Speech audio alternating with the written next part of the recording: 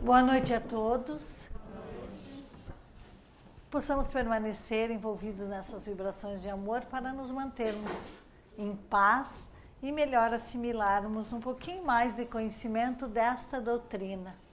Doutrina que para todos nós é tão importante, porque se estamos aqui é porque ela nos mostra um novo caminho, uma nova atitude diante dos fatos que nos acontecem. E hoje nós vamos falar um pouquinho sobre as leis morais e a caridade. Na terceira parte do Livro dos Espíritos, vai nos falar sobre a lei divina ou lei natural. E nessa terceira parte, quando ela vai caracterizar a lei natural, a origem e o conhecimento da lei natural, o bem e o mal e a divisão desta lei. Estas leis que estão contidas nesta terceira parte do Livro dos Espíritos, que nós chamamos de leis morais, elas vão nos responder a 3 indagações que nós podemos fazer diante deste capítulo. A primeira indagação: o que é a lei moral?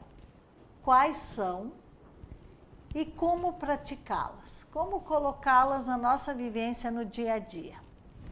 Então, primeiro nós vamos ver o que é a lei natural.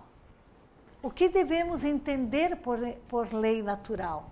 E Kardec faz essa pergunta aos espíritos de luzes que colaboraram na codificação dessa doutrina.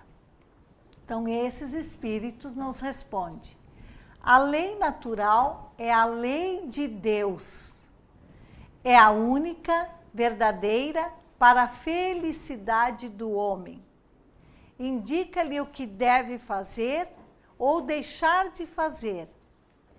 E o homem só é infeliz quando desta lei se afasta. Então, nós já temos aqui a noção exata do porquê nós somos infelizes. Por que estamos sofrendo? Porque nós nos afastamos da lei natural, da lei divina. E esta lei, é bom lembrarmos que as leis de Deus, elas são imutáveis. Ela é imutável como o próprio Deus. O que isso quer nos dizer? Que as leis de Deus não mudam nunca. As leis do homem mudam, mas as de Deus nunca. O que foi uma lei de Deus há 4.000 anos atrás, há 5.000 anos atrás, continua sendo a mesma lei hoje. Ela não muda. É que nós, muitas vezes, tentamos colocar a nossa vivência equivocada, achando porque os modismos estão ali, tentamos colocar isso dentro das leis. Mas não é assim que funciona. Lei é lei. E é lei para todos sempre. A lei de Deus. Porque a dos homens vai mudando de acordo com a evolução dos homens. Ou de acordo com a estagnação dessa busca de evolução moral. O homem pode ser muito bem desenvolvido intelectualmente, mas moralmente não.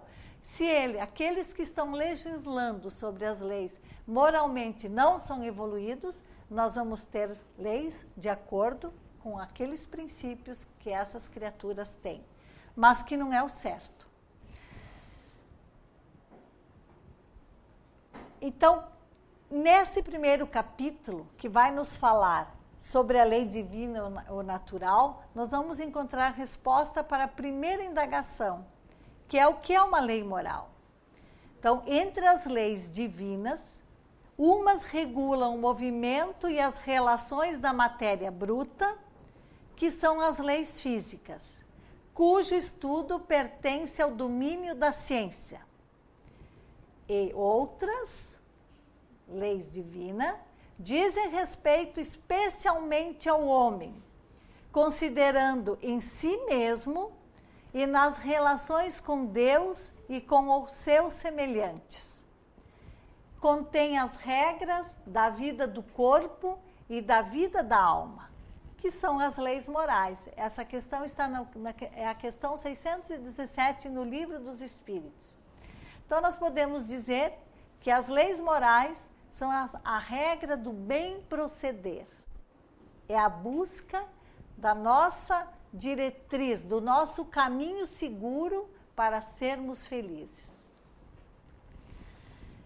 A segunda, a resposta para a segunda indagação, que é quais são as leis morais, nós vamos ver que estas leis morais, elas devem estabelecer todos os deveres do homem para com Deus, para consigo mesmo e para com o próximo.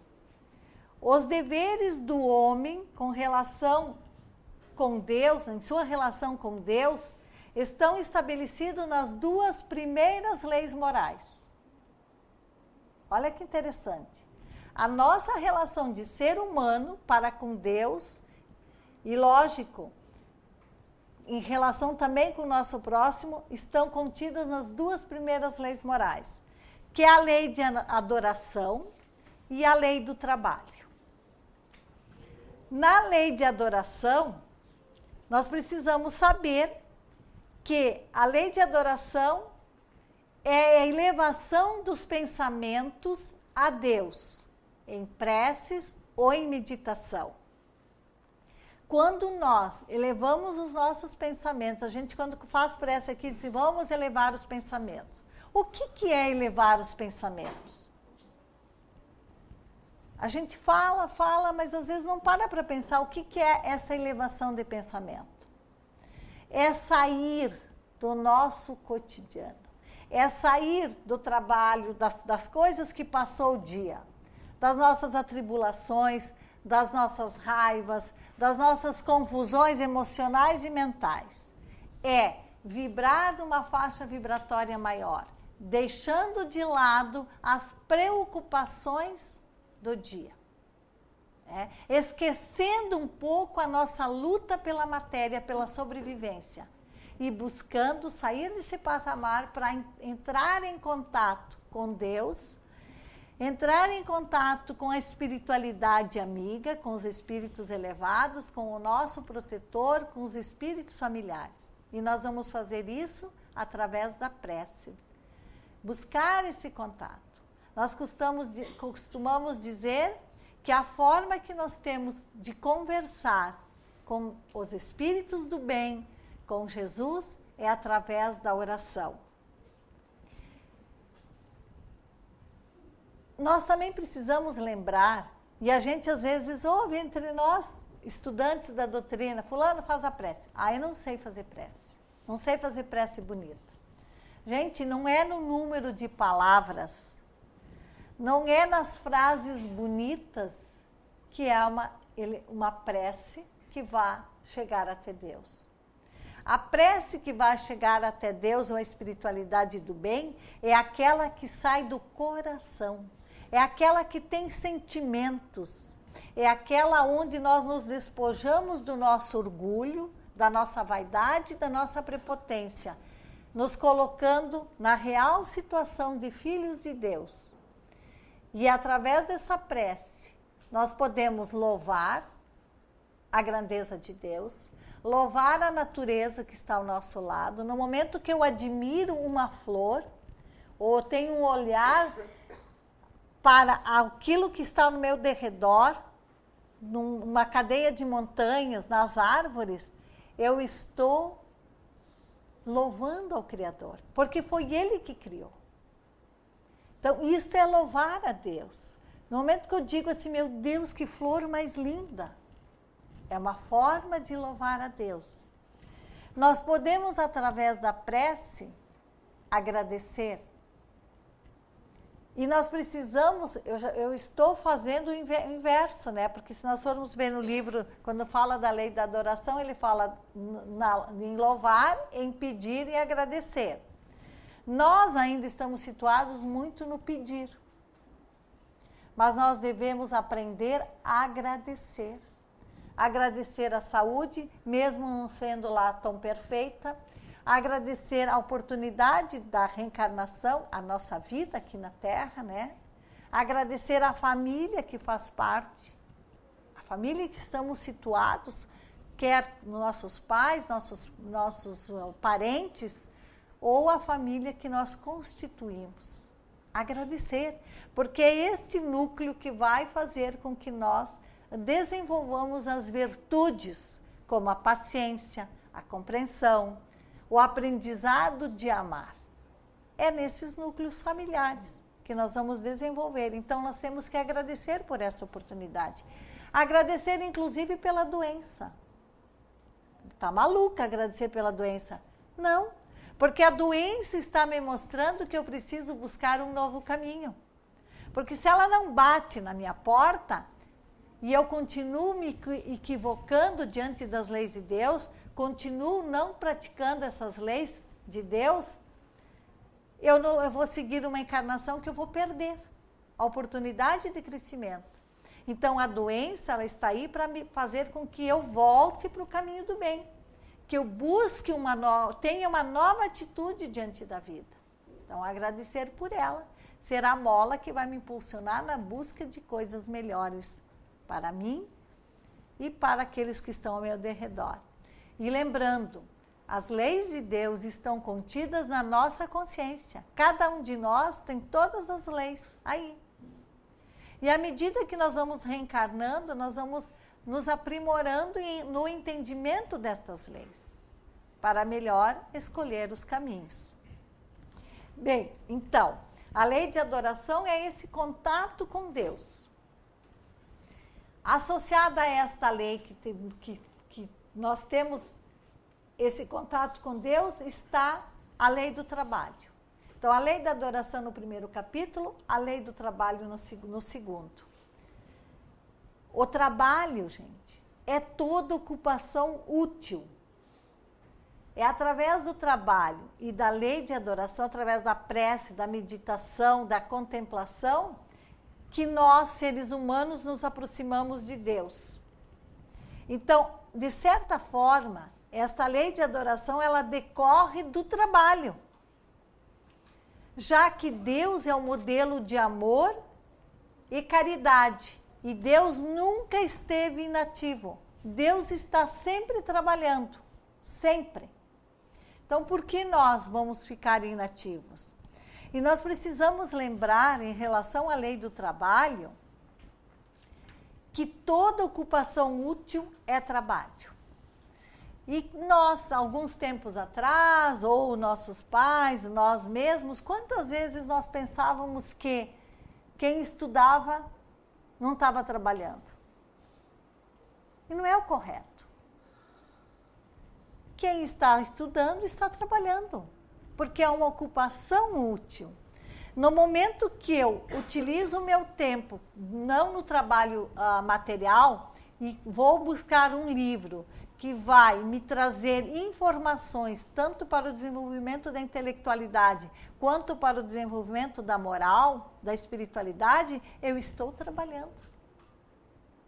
É uma visão diferente, que nós tínhamos. Eu estou trabalhando, porque trabalho, volto a dizer, é toda ocupação útil. Se eu ler um bom livro que vai me ajudar a ser melhor, a ser mais, desenvolver mais a minha inteligência, eu estou trabalhando sim. Lavar a louça é um trabalho, gente. E muitas vezes nós achamos que não é.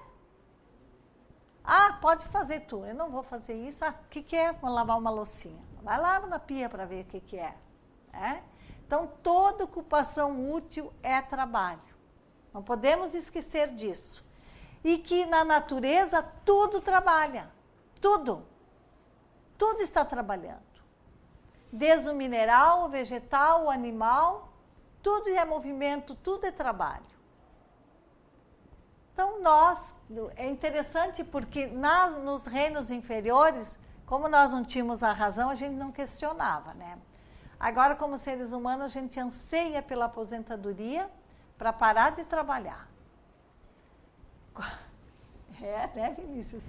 Ah, eu quero meu descanso. E hoje está provado que quem para de trabalhar totalmente, vai desencarnar bem mais rápido.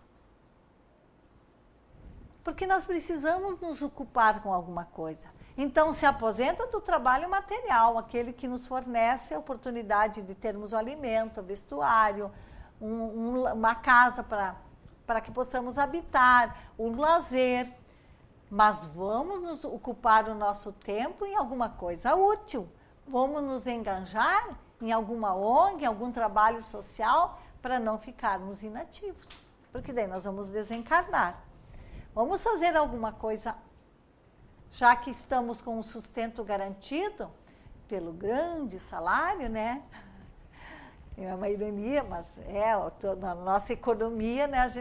Hoje as pessoas voltam ao mercado de trabalho porque não dá para viver até porque vai limitando. Mas mesmo quem tenha condições, vamos fazer alguma coisa a mais em favor do outro, porque nós estaremos fazendo em favor de nós mesmos. Mas vamos adiante. Porque hoje não é para nos determos em cima de cada lei, né? Já os deveres do homem para consigo mesmo, nossos deveres para conosco mesmo, dentro dessas leis divinas, estão estabelecidas nas 3 seguintes leis, que é a lei de reprodução, a lei de conservação e a lei de destruição, que está lá no capítulo 4, 5 e 6 do Livro dos Espíritos. Pela lei de reprodução, o homem dá origem à vida corporal na Terra. Esse deve ser o primeiro dever para consigo mesmo, ou para com a espécie, garantir a existência do mundo corporal. E quando nós analisamos, e às vezes os grupos de estudo a gente conversa sobre isso, o momento que nós estamos vivendo, onde as famílias estão cada vez mais reduzidas, né? E a gente tem que começar a se questionar. Aonde eu vou reencarnar? Porque a gente vai desencarnar. Todos nós que estamos aqui vamos desencarnar, vamos morrer. Vai morrer o corpo físico. Ninguém vai ficar para semente. E daí a gente começa a se perguntar, se as nossas famílias estão reduzidas, os nossos filhos não querem mais filhos. A grande maioria, primeiro pensa na profissão, estabelecer-se na profissão. Só que as mulheres esquecem que para a estabilidade na profissão vai chegar perto dos 40 anos. E daí engravidar. De que forma? Né? Aí vai perder um tempo fazendo tratamento, buscando outros meios. Nós precisamos parar para pensar. Nós vamos precisar, não é nem querer, é precisar voltar à Terra para nos aprimorar.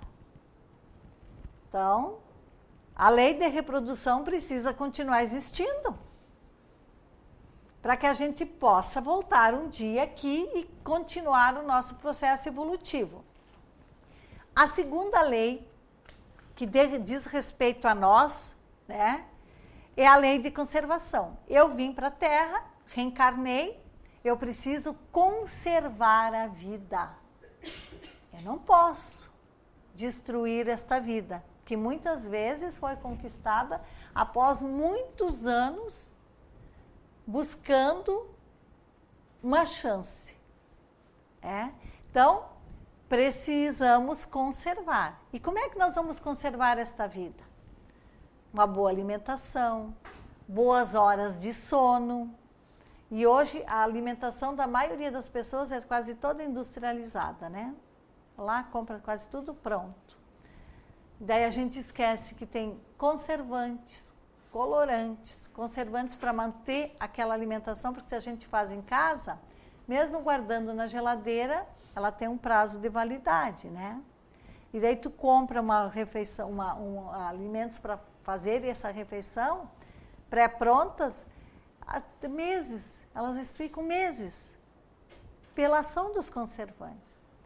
O que benefício vai ou não vai trazer isso para o corpo humano? Hoje, muitas vezes, pela nossa correria, como tudo que se faz, também há esse esquecimento até na própria área de saúde. E eu lembro, vou trazer isso porque esse exemplo é importante. Quando eu tinha meus filhos pequenos, e eu tinha que ir 3 vezes por semana levar o menor, porque tem síndrome, e a doutora, que eu nunca vou esquecer essa doutora, porque era o SUS, mas foi uma das melhores médicas que eu encontrei na vida para o meu filho. Ela me proibiu dar tudo que tivesse conservante e colorante para as crianças. Ela me dizia, faça tudo em casa, não dê nada. Claro, porque além de uma assim, tu vai dar essa alimentação, o que bem vai fazer? Liga o ventilador, muito quente. E eu nunca esqueci isso. E hoje nós nos alimentamos com muitas coisas que não sei que bem vai fazer para a nossa saúde. Então, conservar a vida. Outra forma de conservar a vida é não buscar esportes radicais. É não buscar coisas que possam nos levar a uma desencarnação precipitada. É não termos vícios, como álcool, cigarro, drogas. É conservar a vida. A outra lei que faz parte em relação a nós mesmos, como eu falei antes, a lei de destruição. E a gente não entende por que o livro dos Espíritos, por que quando vai falar das leis morais, fala em lei de destruição.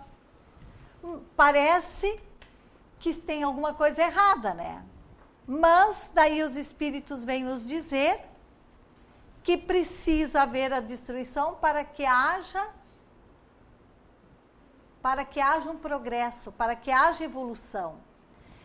Se nós não desencarnássemos, se esse corpo não fosse destruído, através dos anos que vão passando, já pensou como é que nós viveríamos aqui? Se nós chegamos aos 80 anos, aos 90 anos, a gente já não aguenta mais, já está pedindo para morrer, muitas vezes, porque o corpo não foi preparado para ter tanto tempo de vida, máximo 110, 120, o máximo que chega. Então, precisa haver essa destruição, mas dentro do planejado. Lembra que eu falei da lei de conservação? Naquele planejamento, nós precisamos, daí a gente vai entender a morte, que é uma necessidade, para que a gente possa morrer o corpo, vamos para o mundo espiritual, buscar novos aprendizados, retornamos à Terra, e nessa constância de busca e de busca e busca até um dia sermos criaturas muito evoluídas. Então faz parte, assim como também os flagelos destruidores, que muitas vezes nós não entendemos como é que Deus permite que um vulcão de repente acorde de um dia para o outro e destrua toda aquela população ao seu derredor. Um terremoto, um maremoto, enfim, todos esses flagelos. É necessário para a renovação das espécies, inclusive. Quanto às guerras, é necessária?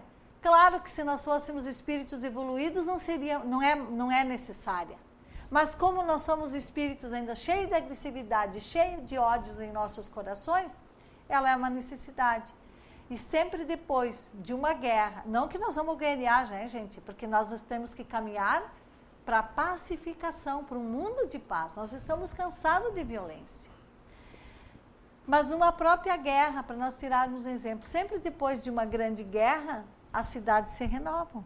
Olha, gente, 45, a Segunda Guerra Mundial. Olha as metrópoles que foram construídas. Parece que a humanidade se encoraja para buscar novos conhecimentos, para melhorar a nossa condição de vida no planeta. Mas tudo porque a gente ainda não consegue aprender através do amor. Então, nós buscamos a destruição para depois acordar que nós precisamos reconstruir. É um paradoxo, parece. Mas não é, se nós pararmos para pensar, e é por isso que é importante estudar, conhecer, né, para a gente entender melhor toda essa situação. Vamos adiante, que o relógio não para. Os deveres para com seu próximo estão estabelecidos nas leis de sociedade, de progresso, de igualdade e de liberdade. Capítulo 7, 8º, 9º e 10º do Livro dos Espíritos. Da vida em sociedade, onde a fraternidade pode estabelecer-se, decorre do progresso. É na união que o progresso surge. É na união das pessoas que vai resultar o progresso. E este tem por fim a igualdade e a liberdade, consequências naturais do progresso social alcançado. Devemos considerar a importância para sua realização da felicidade social. A fraternidade está na primeira linha. É a base, sem ela não poderia existir igualdade nem liberdade séria. Portanto, a igualdade decorre da fraternidade e a liberdade é consequência das duas outras. Então, nós precisamos sempre lembrar, para que haja progresso, nós precisamos nos considerarmos como irmãos.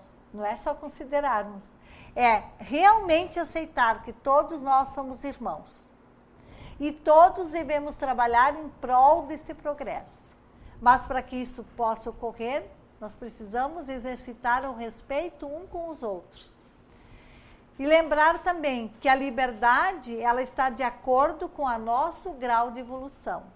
E a nossa liberdade vai até onde começa a liberdade do outro. Nós não temos liberdade total. Não. Até porque nós não sabemos fazer uso dessa liberdade.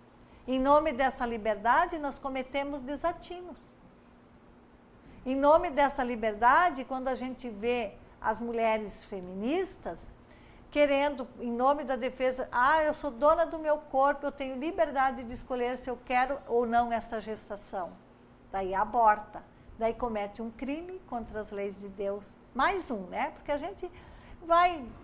gente ainda faz muitas coisas erradas. Mas por essa visão equivocada do entendimento de liberdade, nós vamos nos afastando das leis e, consequentemente, nos afastando de Deus. As 9 leis morais, que foram as que eu citei até aqui, estabelecidas por Kardec, resume todos os deveres do homem para com Deus, para consigo mesmo e para com o próximo. A última, que é a 10ª, que é a lei da justiça, do amor e da caridade. Está lá no Livro dos Espíritos. Se só existisse essa, não precisaria existir as outras, porque ela resume todas as outras. Deus, inteligência suprema, causa primária de todas as coisas, que criou o homem, por amor ele criou a todos nós. E para bem viver, e nós, para bem vivermos com o próximo, devemos praticar a caridade. Sem caridade, não há uma boa relação entre nós. Nós já vamos ver por quê. Essa divisão das leis de Deus, podemos dizer que são as 10 partes da lei mosaica, ou lei da natureza, que abrange todas as circunstâncias da vida, que é o essencial. Está lá na questão 648 do Livro dos Espíritos. A resposta da terceira indagação, que é como praticar estas leis, está no capítulo 12, que vai falar sobre a perfeição moral. Nesse capítulo, encontramos um dos mais belos estudos sobre a personalidade humana. Após examinar com profundidade o homem, suas virtudes, seus vícios, suas paixões, o egoísmo, o caráter, nesse capítulo apresenta o conhecimento de si mesmo como chave do progresso individual. Sem o ser humano buscar o conhecimento de si, para ver as suas virtudes e os seus defeitos ainda, não há progresso individual. Então, examinai o que pudestes ter obrado contra Deus, depois contra o vosso próximo, e finalmente contra vós mesmos. Estas respostas nos dão o descanso para a nossa consciência, ou a indicação de um mal que precise ser curado. Questão 919 do Livro dos Espíritos. Se eu parar para examinar a minha consciência, ver os meus defeitos, as minhas qualidades, eu vou ter a oportunidade de me conhecer. Eu vou ver o que eu ainda trago na minha bagagem de equívocos, de erros contra as leis de Deus. E percebendo isso, eu posso mudar as minhas atitudes. A caridade, ela deve resumir todos os deveres do homem para com o seu próximo. E está de acordo com a lei de justiça, de amor e caridade. Nos nossos relacionamentos com o nosso próximo, vai entrar em ação o pensamento e a ação. Através do pensamento, o homem avalia, julga ou analisa. É o que nós fizemos, né? Conversando com uma pessoa, a gente já está lá. A pessoa está falando, a gente já está analisando, já está julgando. É ou não é? Então, nós analisamos também o caráter ou a conduta do nosso próximo. Do ponto de vista do homem, a ação pode ser analisada como via de dupla direção. Então, vamos ver como é que nós vamos nos posicionar diante desta análise que nós fizemos em relação ao próximo. Como deve ser a ação do homem para com o próximo? Como este deve receber a ação de seu próximo? Porque toda vez que eu julgar alguém, essa pessoa vai ter também um julgamento, uma avaliação sobre aquilo que eu julguei, né? Então, como deve receber a ação essa criatura? Como devo agir moralmente para com o outro, ao pensar, julgando ou avaliando o próximo, como eu devo proceder? Qual deve ser minha ação para com o outro? Estão as duas vias aí, né? A nossa e a atitude do outro em respostas. Bem, quem vai nos dar respostas para essas questões é a caridade. A caridade que vai nos dar resposta. Ao pensar, julgando ou avaliando, a caridade vai nos responder que nós devemos agir com indulgência. Porque no momento que eu avalio alguém, eu estou julgando de certa forma, né? Então, o que eu devo ter para com essa pessoa? Indulgência com as suas imperfeições, né? Como deve ser a minha ação? A caridade vai responder com benevolência. Devo ser bondoso, benevolente com este próximo. Então, como devo receber a ação do próximo? E a caridade novamente vem responder com o perdão. Benevolência, indulgência e perdão. Se nós colocarmos essas três virtudes no nosso dia a dia, as nossas relações vão ser constantemente para o progresso moral, individual e coletivo. Resumindo, a caridade é benevolência para com todos, indulgência para com as imperfeições do outro e perdão das ofensas. Sintetiza todos os deveres do homem para com seu próximo. E Kardec nos diz mais. A caridade tem uma acepção muito extensa. Caridade nos pensamentos, nas palavras e nos atos. Até nas palavras a gente assegura, né? Não fala. Mas nos pensamentos, a coisa atropela, né? Então, caridade nos pensamentos, nas palavras e nos nossos atos. A caridade não é a esmola. Ela é muito mais do que isso. O homem é caridoso em pensamento, sendo indulgente com as faltas do outro. Lembrando que todos nós cometemos erros, todos. Caridade em forma de palavras, nada que prejudique o outro. Vamos cuidar com o que a gente fala. Não vamos procurar não machucar, não magoar. Vamos nos esforçar para isso, porque eu sei que ainda é difícil, mas temos que nos esforçar. Nas nossas relações dentro da família, né? A adolescência às vezes é uma fase tão conturbada, acho que os pais não estão equivocados, que os pais não sabem nada, que os pais já estão velhos demais, que os jovens, adolescentes é que sabe tudo. Esquecendo que precisa moderar essas palavras e entender que seus pais estão tentando corrigir, mostrando um novo caminho, é porque eles têm a experiência, adquirir um pouco mais de sabedoria, né? Então, vamos ter cuidado com a nossa forma de falar para não machucar, porque quando nós machucamos demais, fica uma ferida, que às vezes demora muito para cicatrizar.